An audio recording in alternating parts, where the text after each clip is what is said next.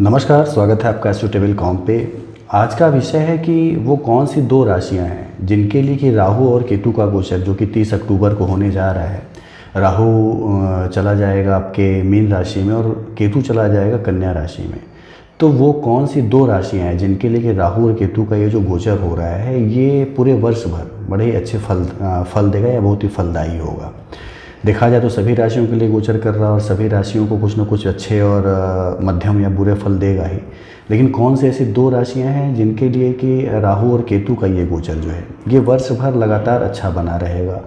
तो आइए इस पर एक परिचर्चा करते हैं। राहु को देखते हैं तो राहु जो है वो आपकी सोच है, यानी राहु सर है और केतु आपका धड़ है। तो राहु आपकी सोच में क्रांतिकारी परिवर्तन लाता है बहुत से गोचरों में, जबकि राहु जो है आपके दिमाग को कुंद कर देता है, यानी आपकी सोचने की शक्ति कह लें, आपके किसी कार्य को करने के लिए दिमाग की जो फर्टिलिटी होती है उसमें कमी दे देता है राहु। लेकिन कुछ गोचर ऐसे होते हैं जिसमें कि राहु जो होता है वो आपके दिमाग को दुगना सजग कर देता है, यानी कॉन्शस कर देता है कह सकते हैं। यानी आप जो काम करेंगे उसमें आप दो तीन तरफ से फ़ायदे लेना चाहेंगे। राहु कुछ इस तरह की सोच आपकी दे देगा और कमाने के संसाधन इतने ज़्यादा उपलब्ध करा देगा कि आपको लगेगा कि अब मेरे पास एक ही चीज़ से इनकम के साधन जो हैं वो दो तीन हो गए।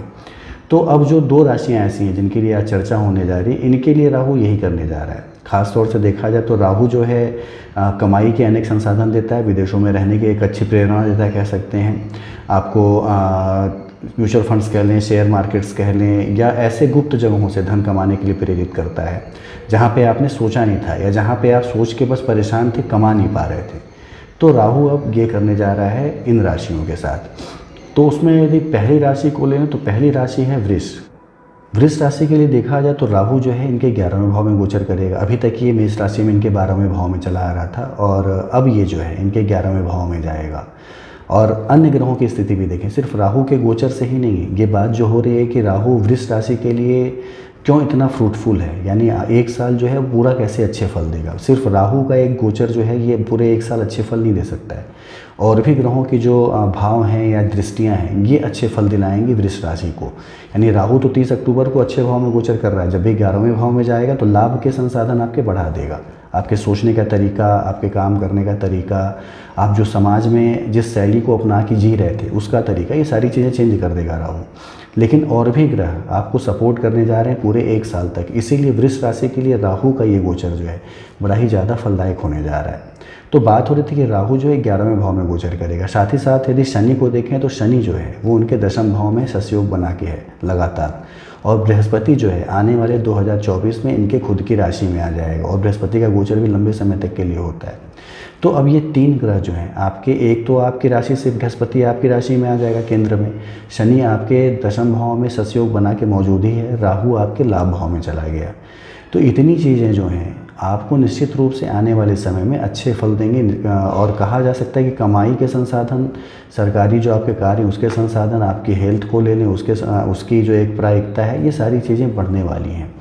राहु की दृष्टियों की यदि बात कर लें 5, 7 और 9, तो राहु की दृष्टियां जो हैं आपकी निश्चित रूप से जो है आपके 5वें भाव पे पड़ेंगी, आपके 7वें भाव पे पड़ेंगी, साथ ही साथ आपके पराक्रम भाव पे भी पड़ेंगी। तो राहु जो है इन सब चीज़ों में एक गति देने जा रहा है।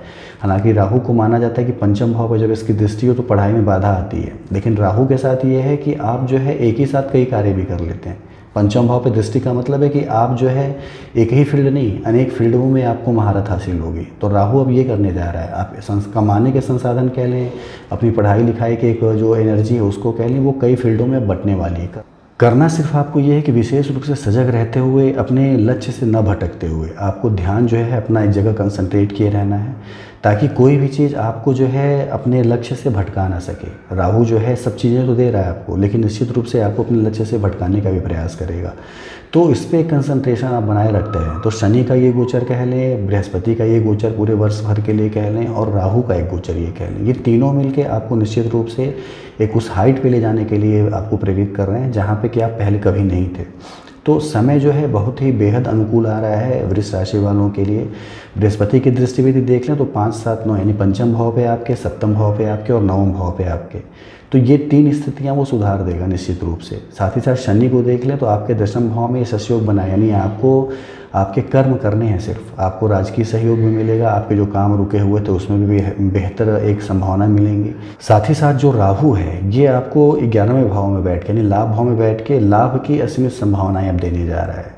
तो निश्चित रूप से वृष राशि वालों के लिए एक बेहतरीन अवसर आने वाला है। इस पर फोकस करिए और इसको पाने का प्रयास करिए। साल 2024 वृष राशि वालों के लिए एक बेहतर कंडीशन देने जा रहा है।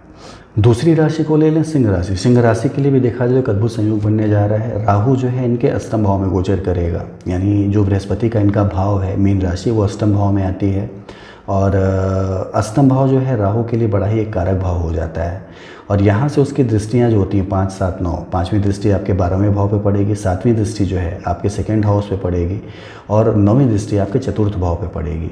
तो मान के चलिए कि जो मैं अभी ऊपर चर्चा कर रहा था कि गुप्त धन और उन जगहों से लाभ जहाँ से आपने सोचा नहीं था, ये सारा राहु आपको देने जा रहा है। बृहस्पति को कह लें तो आपके दशम भाव में रहेगा, शनि ससयोग बना के सप्तम भाव में है। तो दशम भाव अच्छा है आपका, सप्तम भाव अच्छा है, अष्टम भाव जागृत होने जा रहा है। यानी अष्टम भाव कहा जाता है जागृत हो जाए तो निश्चित रूप से बड़े ढेर सारे पैसे देता है। आपका दिमाग जो होता है वो इस दुनिया से अलग हट के किसी और दुनिया में, यानी पारलौकिक दुनिया में भी काफ़ी ज़्यादा सजग होने लगता है। तो राहु यहाँ पे आ गया है, अब आपको सोचने के लिए मजबूर करेगा। आप जो है इस संसार में जी रहे थे तो संसार के बाहर की चीज़ों में क्या है, या संसार के लोगों के साथ एक कहते हैं कि मन का भटकाव होके आप अपने आप को खुद में तलाशने का प्रयास करेंगे। सबसे बड़ी चीज़ है राहु की पंचम दृष्टि जो है आपके 12वें भाव पे रहेगी और निश्चित रूप से आपकी धार्मिक यात्राएं होने जा रही हैं। आपका कर्म जो है, कर्मेश बृहस्पति है और साल 2024 में बृहस्पति आपको कर्म बड़े अच्छे अच्छे करवाएगा। यानी आपकी एक कैसे धार्मिक यात्राएं करना, तीर्थ स्थल पे जाना, दान पुण्य करना, ये सारी चीज़ें कराएगा। और राहु जब 12वें भाव से संबंधित हो और चतुर्थ भाव पे भी उसकी दृष्टि हो और खुद अष्टम में हो तो विदेश यात्राओं के बड़े ही शानदार योग बनाता है।